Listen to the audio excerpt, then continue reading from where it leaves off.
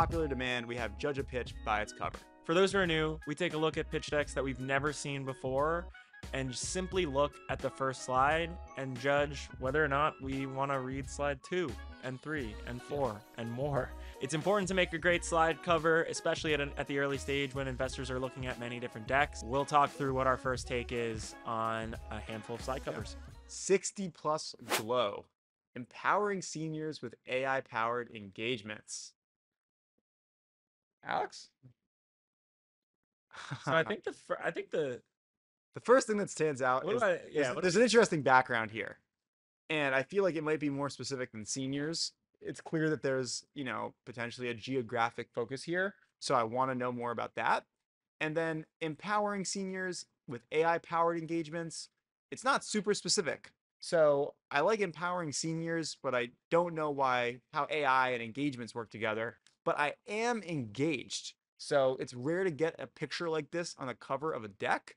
And that does excite me. It's unique. So leveraging human imagery in pitch decks, especially on the title slide, is one of those topics that I'm kind of neither here nor there on. Double-edged sword. On one end, I think it injects a lot of life into something, makes it feel like they're looking through the window into what a user or what sort of feeling you want to evoke. But by the same token, it oftentimes can have you kind of over index on a specific user type. And in this case, I net out at, am I interested in AI driven solutions to empower engagement among seniors?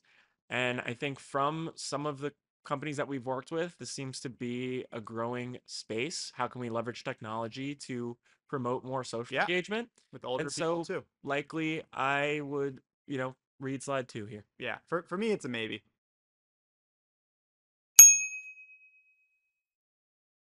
Next up, we have Colibri, and we have this app image. Welcome to Colibri, your transactions, fast, simple, and secure. This is an interesting one. I love the logo.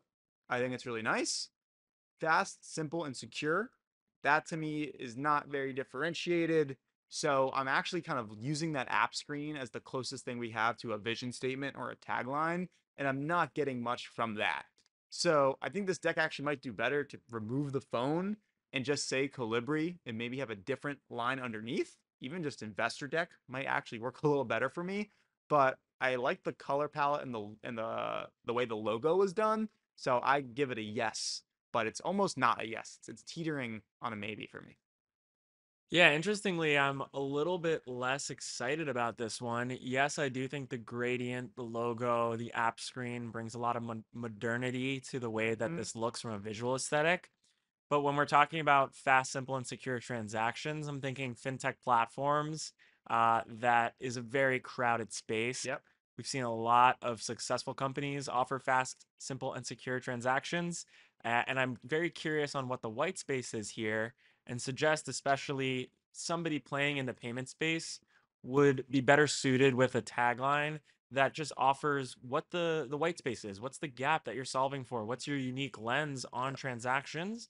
And so for that reason, I probably am not as interested, and I'm not fooled by the beautiful design. So also split gets another maybe.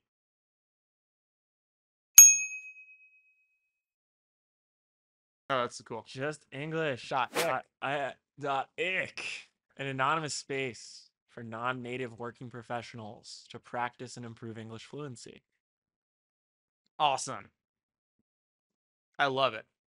I'd never seen .ick before. I don't know where that is in the world, so that's a question.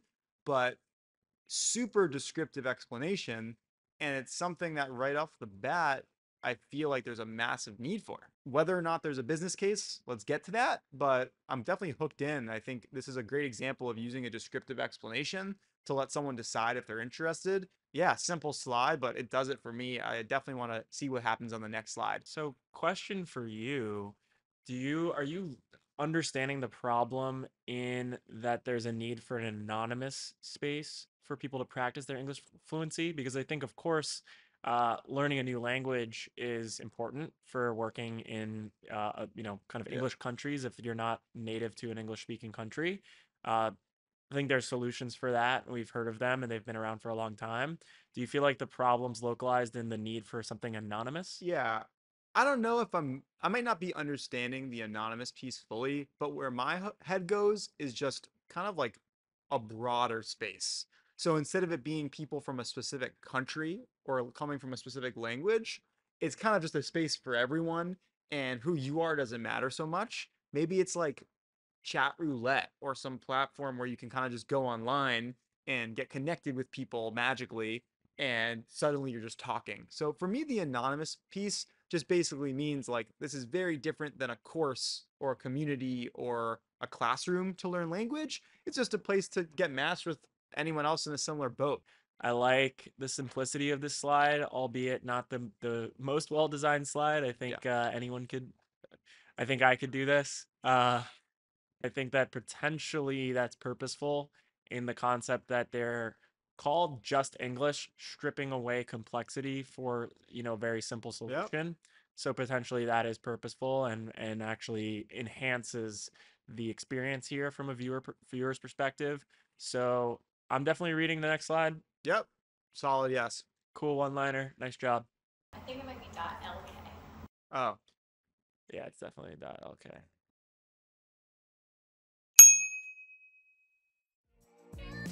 did you agree? We're always curious if we had the same reaction that you did. Thanks so much for coming. It's always a blast. We love what we do in Second Opinion. See you in 2 weeks.